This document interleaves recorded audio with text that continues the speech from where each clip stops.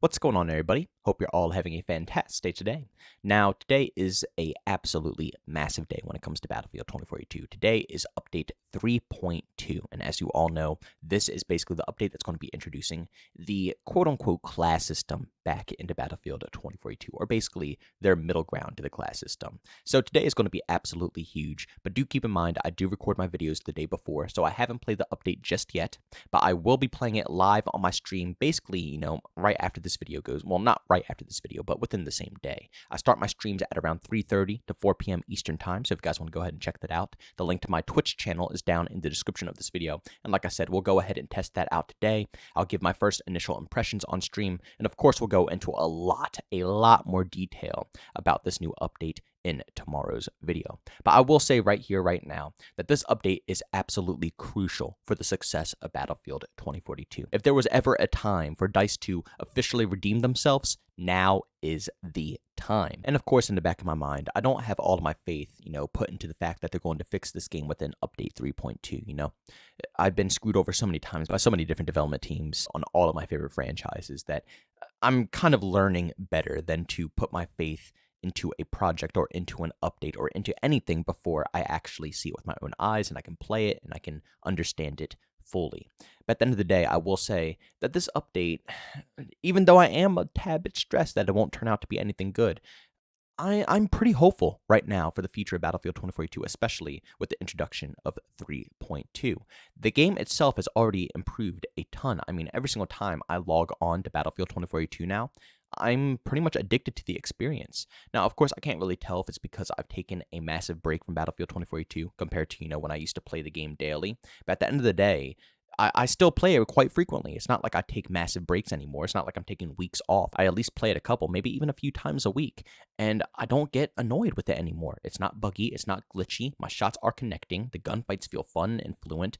The movement is very clean. The map remakes are actually phenomenal. The overall experience has gotten tremendously better.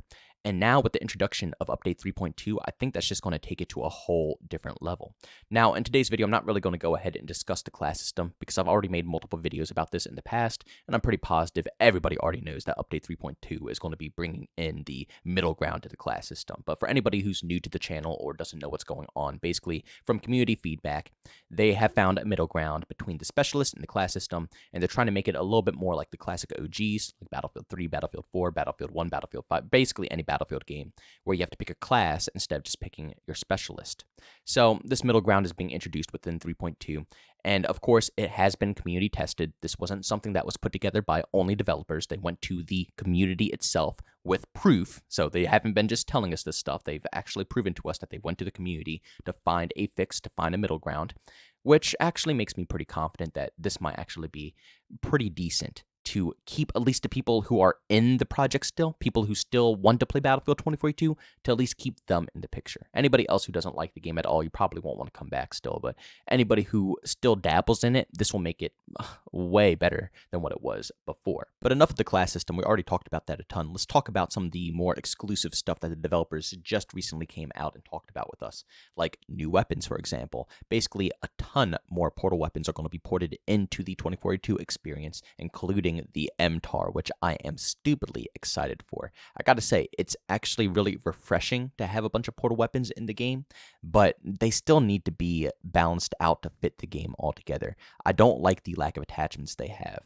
I still find myself choosing, an M5, an AK, any of the SMGs, basically any base 2042 weapon over the portal weapons, even though I enjoy them. They're fun to use, but the lack of, bigger magazines, the lack of basically all attachments across the board is what really kills it for me. So yeah, it's great to see a bunch of these weapons coming into the mix, and I hope that they actually add in more new weapons as well. That would be really convenient, cool, and nice.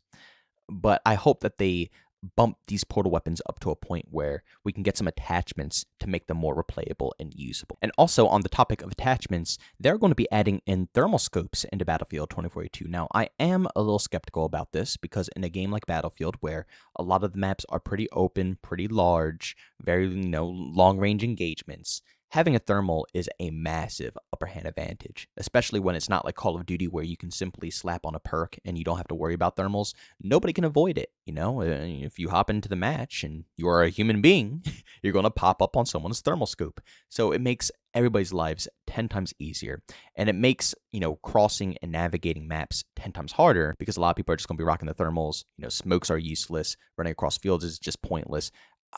I'm very skeptical about them adding thermals into Battlefield 2042. We will see how they go ahead and balance it out, because they did say that they made, a few tweaks here and there to make sure it's balanced out. But I don't think that they're talking about making tweaks about, how overpowered it is with being able to spot absolutely everybody across the map at any time, spotting. And now with 3D spotting in Battlefield 2042, which I don't really think is bad. I enjoy 3D spotting, but 3D spotting plus thermals is a recipe for disaster. So hopefully we can work around this problem and it won't be that much of an issue.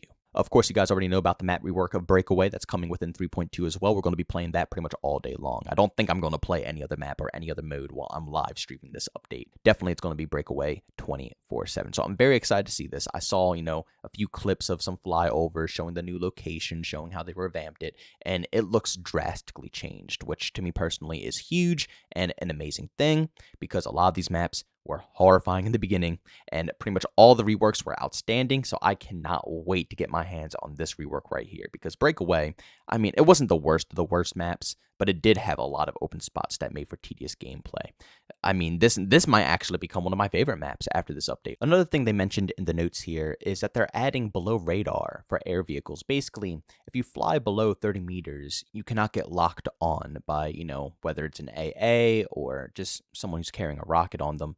You basically can't get locked on. I don't know how I feel about this. Part of me kind of enjoys this because, I enjoy flying myself personally. I like using, pretty much anything that's aerial. It's pretty exciting. And it's very exciting when you can get up close and personal and start, engaging with all the infantry. But the problem is that when the enemy team doesn't have anything to, counter it, it just turns into an absolute pub stomp session. So I don't know how this is going to be, not allowing you to lock on to, enemies like that. Now, we know this change doesn't affect the jets, but for helicopters, it might be a bit tedious.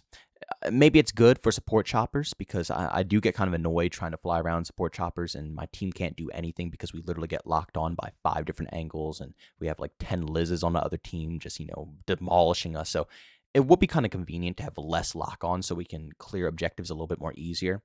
And then, of course, the infantry would have to rely on non-lock-on rockets to actually engage with the helicopter when it's close to the ground. So it might be something that will work good, but again, it's just one of those things that we have to test out as the community and just see if it turns out to be something good or if it turns out to be something bad. And of course, for all the individuals who went ahead and purchased the premium edition of Battlefield 2042, there will be a ton of free content for us to go ahead and dabble in. I believe a bunch of skins that we can use, calling cards, all of that good stuff, which, as always, we appreciate, especially the people who have been here since day one, who coughed up the $100+ on this project and who have suffered through every last bit of it. I think they do deserve some free stuff at the end of the day. Other than those things that I listed, the rest of the stuff is just bug fixes, glitch fixes, performance fixes, polishing, so on and so forth. So I guess at the end of the day, what I'm really looking for out of this update is just for the game to improve. I'm not looking for any drastic changes that will make this game play like something from the past, because I think the majority of the people who are still tugging along with this game have already accepted the fact that it won't be that. But I think the biggest concern is, how are they going to handle the class system? Is the game going to be polished off? Will it still be functionable when the update does release? How is the new content, whether it's weapons or if it's just simply the new map? Well, not new map, but the remade map or remake of the map. And just how is the overall game itself, the performance? I just want to see this game continuously improve. I'm not really at a point where I want to see them stuff it with content. I'm not at a point where I want to see them just go absolutely bonkers anymore. I've given up on that. I just want to see them keep improving and prove to us that they know what they're doing, because I want to be confident that this team that is working on Battlefield right now will be able to nail the next one. I think we're all long gone when it comes to the hope for this, but when it comes to the next Battlefield game, really, it comes down to how they keep perfecting this one right here. If they can't perfect Battlefield 2042, if they can't make this game better, then what makes you think they're going to make the next one better? That's why I'm very pleased and happy to see the direction that they're pushing this game, because it's proving to the overall community that they do care about the Battlefield franchise and they do care about the future and how they handle this game. As long as they keep pushing with that mentality and they keep adding in good fixes, good changes, and good content that the community is asking for. I'm not talking about the developers. I'm talking about the community. If they keep that up, then I'm sure they won't win back all of their, fans, but they will win back a decent amount of them. And hopefully that will set them up for success with their next title. But ladies and gentlemen, thanks so much for checking out this video. If you enjoyed it, make sure to leave a like button. If you hate it, leave a dislike. Also, for brand new, enjoy the content, don't forget to subscribe, hit that notification button. Also, want to chat with us to where you do so. I have Twitter and Discord, both linked down in the description. And also want to catch me live streams of video games over on Twitch. Link that's in the description as well. But guys, thanks so much for tuning in. See you all next one. Peace out.